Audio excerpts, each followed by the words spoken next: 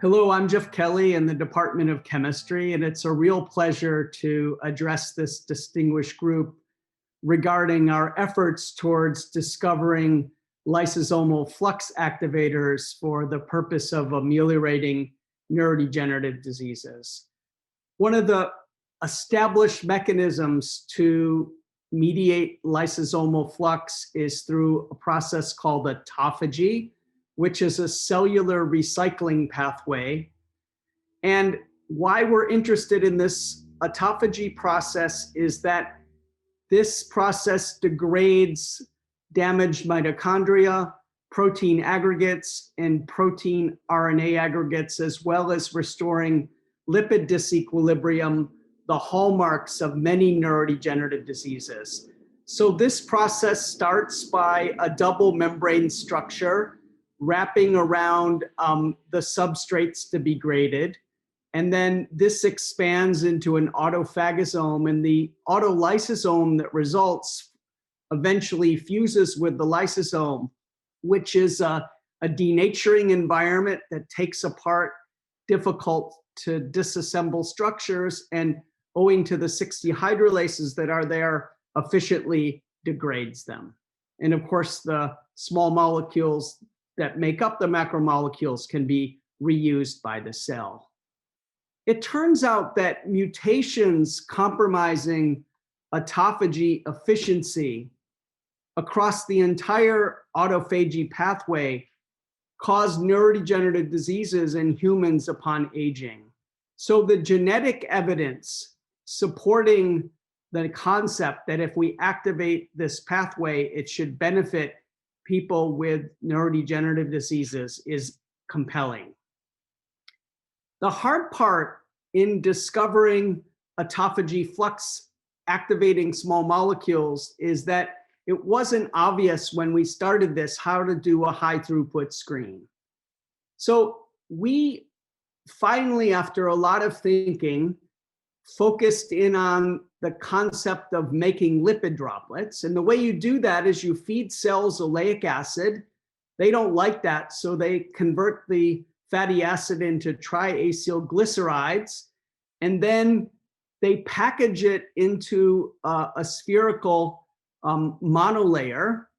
And it turns out that small molecule dyes like BODIPI that are non-fluorescent in the cytosol become fluorescent when they integrate into the lipid droplet. So it's quite easy to distinguish what a control like adding DMSO to the cells does versus the panel on the right reflecting what happens when an autophagy activator or lysosomal flux activator is added, where you can see that the lipid droplets are cleared. And then, of course, we'll also discover lysosomal flux inhibitors through this process. So we set the bar pretty high for identifying hit compounds. We wanted compounds that reduced lipid droplet area by at least 50%, didn't cause cytotoxicity, and were functional at a concentration below 5 micromolar. So specifically, we used a pancreatic cancer cell to do the high throughput screen, and that was a fateful decision decided on by Kristen Johnson, our colleague at Caliber. And the reason that cell choice is important is because this cell is very flat and it grows to a uniform circumference, which is very useful for doing high content imaging. So we first treat these cells with oleic acid to make the lipid droplets, and then for an additional 20 hours, we treat with one of a million small molecule candidates that could become our lysosomal flux activators. Then we fix the cells. At the same time, we add the lipid droplet imaging agent and a nuclear dye so that our imaging can always be referenced to a given location in the cell. So as I mentioned, we screened 1 million small molecules. We got less than 800 hits. And after we go through the typical screening and counter screening, looking for compounds that worked in multiple cells and compounds that show a dose response, we came down to about 70 small molecules. And notably, we rediscovered effectively all the small molecules that were known that activated autophagy, albeit by an mTOR-dependent mechanism, and I'll go into later why that's not desirable. And a couple of molecules that I'll talk about in particular today, A5 and A18. So we characterize these molecules by a number of established autophagy assays. One of them is the demonstration that LC3-1, which is typically in the cytosol, upon autophagy flux activation is lipidated, recruited to this autophagosome, and in a gel, a Western blot, you can easily see in a dose-dependent fashion, compound A5 increases the presence of LC3-2, which reflects an increase in lysosomal flux. Now, importantly, we seek mTOR-independent lysosomal flux activators. So heretofore, most of the compounds that activate autophagy work by inhibiting mTOR. That's a problem because inhibiting mTOR leads to immunosuppression, and that's the last thing you want to do in elderly people who are at higher risk for infectious diseases. So compounds like rapamycin, which are used to suppress organ rejection by immunosuppression, bind to FKBP, and the complex inhibits mTOR, and that prevents the phosphorylation of this important kinase, S6 kinase.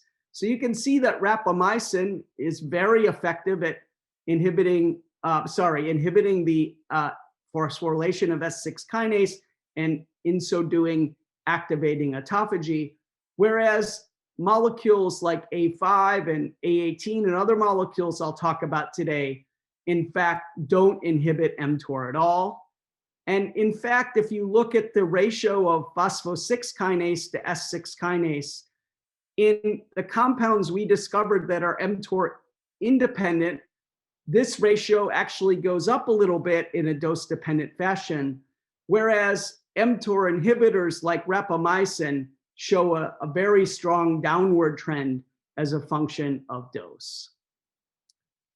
Another really powerful assay that's conducted in primary neurons is to take this molecule LC3 again, which is a good reporter of autophagic flux, and attach it to a green fluorescent protein form called Dendra2 that can be photoactivated. And so you can specifically watch this molecule disappear in the cell and its halftime in the cell. And you can see that with all of our mTOR independent autophagic flux activators, this molecule spends about half the time in the cell relative to a DMSO control. So it about doubles the rate of autophagic flux.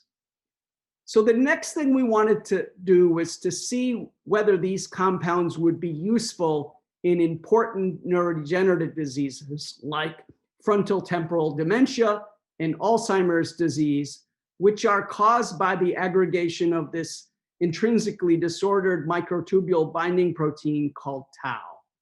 So in particular, we used a mutation, 301L in tau, that causes frontotemporal dementia and enhances the risk for Alzheimer's disease. And a group at Harvard has been studying these cells for some time, taking the induced pluripotent stem cells and differentiating them into relevant neurons over a 6-week period, which we then treat these cells with compound or vehicle for 24 hours.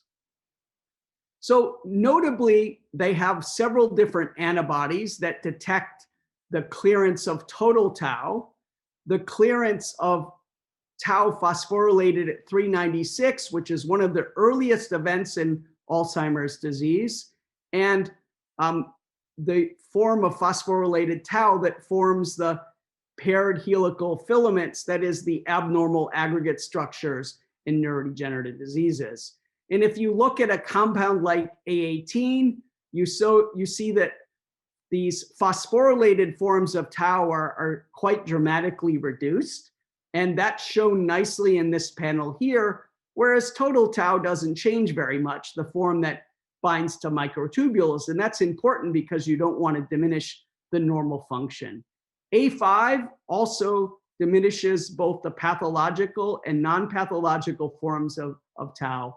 And this all compares quite nicely to compounds that work through an mTOR-dependent fashion, also reducing tau levels, but as you can see, not nearly as much as the mTOR-independent compounds do. So this is really important that these compounds function in this two-dimensional neuronal culture that's thought to be predictive of what will happen in human neurodegenerative diseases. So it turns out that in almost all neurodegenerative diseases, the axons comprising neurons exhibit these so-called axonal swellings. And as you can see, these axonal swellings really slow down the rate of vesicles going both towards the synapse and towards the cell body. You can see that in the control, these are zipping back and forth, but in the familial prion disease here, they're going very slowly. And in our collaboration with the Oncolata lab, they previously showed that these prion proteins, namely the familial forms, aggregate in endosomes, and these then fuse and make these great big aggregates that cause traffic jams in the axons. Now, these are ultimately supposed to be degraded by autophagy, so we thought that maybe our small molecules could be useful.